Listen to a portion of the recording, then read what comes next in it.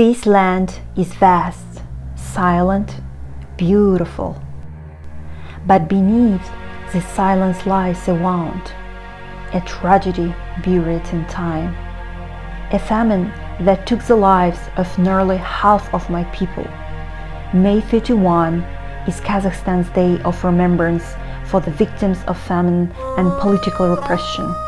Between 1931 and 1933, nearly half of my nation's population vanished.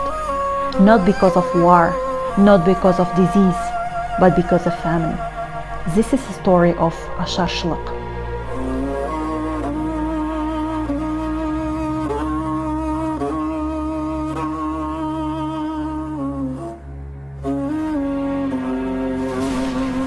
Over 1.5 million Kazakhs, nearly 30% of the population perished. This was not caused by drought or natural disaster. It was a result of forced collectivization by Stalin's Soviet regime. Nomadic Kazakh families were forced to settle, their livestock seized, their way of life erased overnight. Soviet government denied the famine for decades. Speaking about it, it was dangerous. Even today, many outside Kazakhstan have never heard of our famine.